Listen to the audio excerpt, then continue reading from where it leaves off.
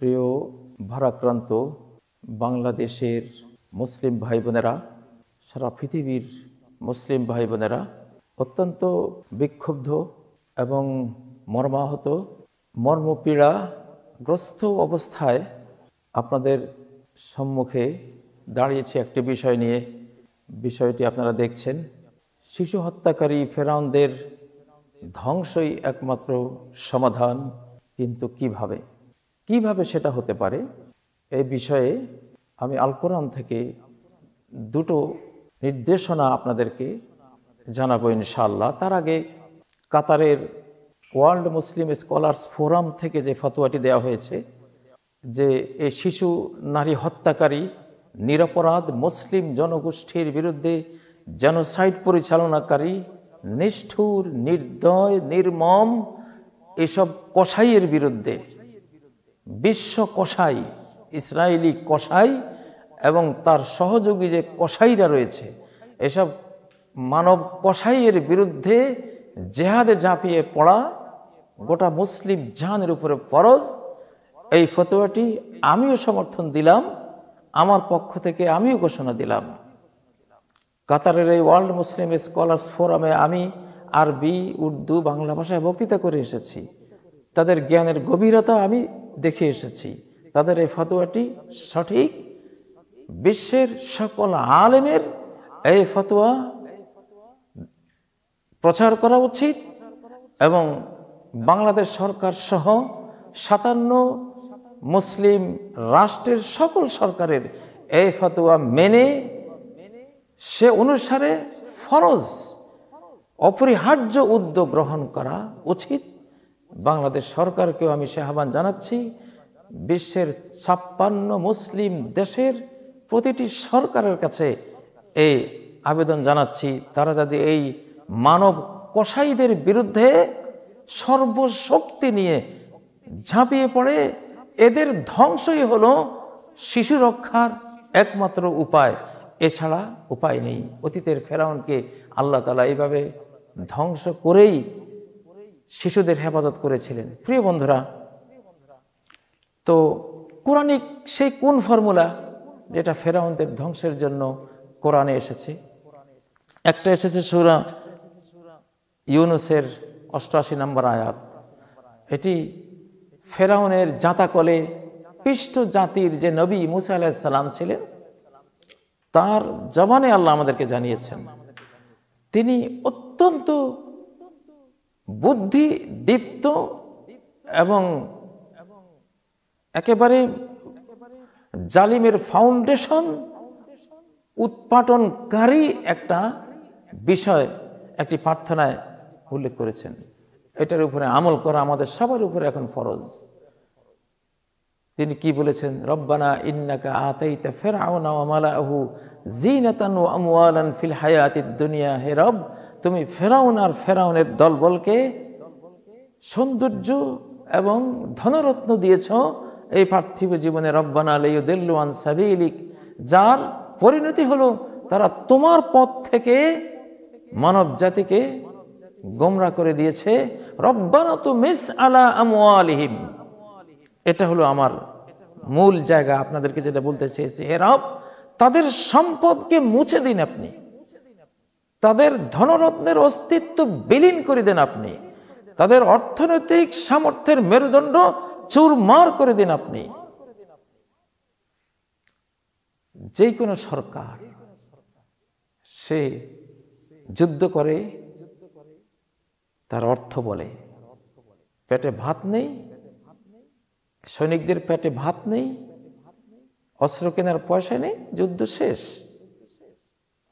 যুদ্ধ আর চলে না। হযরত মুসা আলাইহিস সালাম কি দোয়াটা করেছিলেন, এটা আসলে নবীগণে বুঝতেন। ফেরাউনদের দমনের মুখ্যম হাতিয়ার কোনটা, অর্থনীতির উপরে তিনি হাত ধরেছেন। ঠিক সূরা ইউনূসের 88 নম্বর দোয়ার প্রতিফলন, এটা যে আল্লাহ কবুল করেছেন, সাথে সাথে রব্বুল আলামিন সেই সিস্টেমে তিনি অ্যাকশন নিয়েছেন, সেটা দেখেন কিভাবে তার দোয়া কার্যকর করেছেন আল্লাহ। এটাই মুখ্যম রাস্তা, প্রথম রাস্তা ফেরাউনদের ধ্বংসের, শিশু খুনি, শিশু হত্যাকারীদের ধ্বংসের। فأرسلنا عليهم الطوفان والجراد والقمل والضفادع والدم آيات مفصلات। আমি ফেরাউনের অর্থনীতি, ফেরাউনের সহযোগীদের অর্থনীতি চুরমার করে দেওয়ার জন্য আমি প্রেরণ করলাম জলোচ্ছ্বাস। জলোচ্ছ্বাস দিয়ে অর্থনীতি শেষ। তারপরে ক্ষমা টমা চেয়ে আবার যখন সুযোগ পেল আবার জুলুমের দিকে ফিরে গেল। ওয়াল জারাদা, পঙ্গপাল দিয়ে অর্থনীতি আবার শেষ।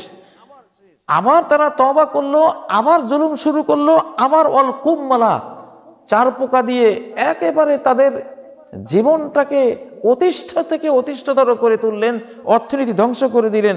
ওয়াদ-দফাদেরা, আরেক পর্যায়ে আবার যখন তারা তওবা করে আবার জুলুমের দিকে ফিরে আসলো, বিশাল ব্যাংক বাহিনী, ট্রিলিয়ন ট্রিলিয়ন ব্যাংক বাহিনী দিয়ে তাদের সমস্ত খাদ্য খাবার অর্থনীতি ধ্বংস করে দিলেন। অর্থনীতি ধ্বংস করে দিয়ে আজকে ইসরায়েলকে যারা কোটি কোটি ডলার দিয়ে সাহায্য করে, এদের সাথে অর্থনৈতিক সকল সম্পর্ক মুসলিম জাহানের ছিন্ন করা এখন ফরজে আইন। এটা জনে জনে ফরজ, প্রত্যেকের উপরে ফরজ। তাদের পণ্য বয়কট থেকে শুরু করে রাষ্ট্রীয় পর্যায়ে তাদের সমস্ত অর্থনৈতিক কর্মকাণ্ডকে রুখে দিতে হবে। তাদেরকে যারা সাহায্য করবে, মুসলিম জাহানের সাথে তাদের কোনো লেনদেন, তাদের মুদ্রার সাথে কোনো বিনিময় আমরা করব না। ওয়াইন খিফতুম আইলাতান ফাসাওফা ইউগনিকুমুল্লাহু মিন ফাদলিহি।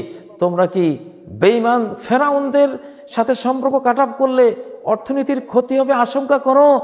আল্লাহ গ্যারান্টি দিচ্ছেন সূরা আত-তাওবার মধ্যে, কোনো ভয় নেই। ওয়াইন খিফতুম আইলাতান, যদি তোমরা দারিদ্র্যের ভয় পাও, ফাসাওফা ইউগনিকুমুল্লাহু মিন ফাদলিহি, আল্লাহ তার অনুগ্রহ থেকে তোমাদেরকে বিত্তবান বানিয়ে দিবেন, ধনাঢ্য বানিয়ে দিবেন, সকল অভাব অনটন মুছে দিবেন। আপনারা খুলে দেখুন সূরা আত-তাওবার 28 নম্বর আয়াত। মুসলিম সরকার, মুসলিম জাহানের জনগণ পেটের ভাত কেড়ে নিন এসব ফেরাউনদের। বড় বড় কথা বলে, বড় বড় নীতির কথা বলে, মানবাধিকারের কথা বলে যারা, ধিক্কার, শত কোটি সমস্ত ফেরেশতার ধিক্কার, আল্লাহ তাআলার ধিক্কার, কুল সৃষ্টি জগতের ধিক্কার তাদের প্রতি, তাদের মানবাধিকারের বলির উপরে। এদের পেটের ভাত কেড়ে নিতে হবে। বদর যুদ্ধে নবী সাল্লাল্লাহু আলাইহি সাল্লাম গিয়েছিলেন কুরাইশের কাফেলাকে রুখে দিতে, যে সিরিয়া থেকে, শাম থেকে তাদের জন্য, কুরাইশের জন্য সম্পদ, খাবার দাবার নিয়ে যাচ্ছিল। নবীজি বুঝলেন এইটা পেটের ভাত কে নিতে পারলে আর আমার বিরুদ্ধে যুদ্ধের আর ক্ষমতা থাকবে না। ইতিহাসে বহু যুদ্ধ থেমে গেছে, সরকারের টাকা নাই, সৈনিকরা বিদ্রোহ করে চলে গেছে, সরকারও নাই, সৈনিকও নাই, যুদ্ধও নাই। এই কোরআনিক ফর্মুলা হলো 1 নম্বর।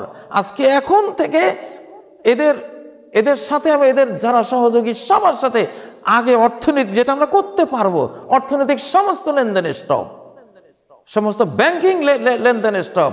আমরা মরবো না না খেয়ে ইনশাল্লাহ। আগে সেফটি ফার্স্ট, আমাদের ভাইদের বাঁচাবো।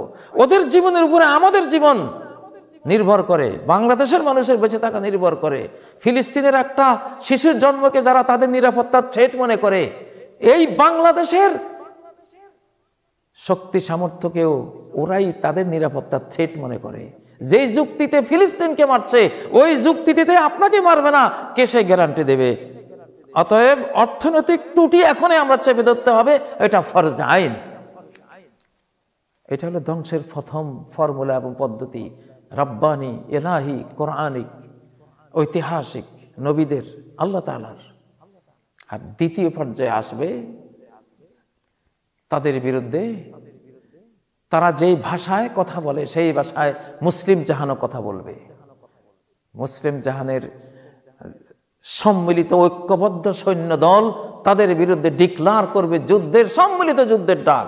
কোনো কথা নাই, কোনো রাগ ডাক নাই, এটা মানব যুদ্ধ, মানব যুদ্ধের ডাক আমরা দিলাম।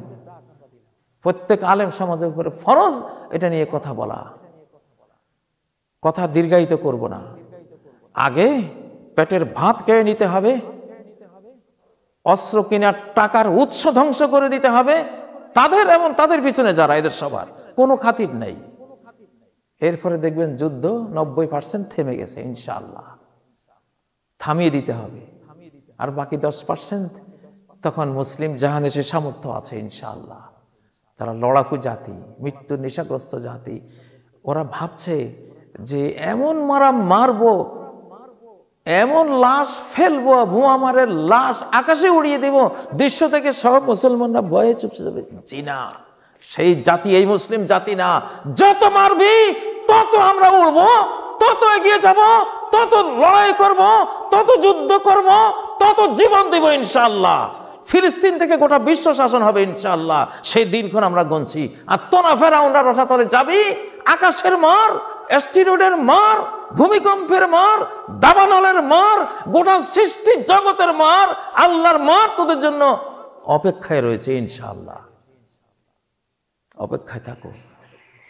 মুসলিম জাহানের প্রত্যেকটা সরকার উপরে ফরজ এদের বিরুদ্ধে, শিশুদের পক্ষে, অসহায় নারীদের পক্ষে যুদ্ধের ডিক্লার করে দেওয়া। ওমা লাকুম লা তুকাতিলুনা ফি সাবিলিল্লাহ। কি হলো তোমাদের, কি ব্যাধি তোমাদের অন্তরে হলো যে তোমরা আল্লাহর পথে যুদ্ধ করো না? ওইসব নারী পুরুষদের রক্ষার জন্য আল্লাহ কি বলছেন?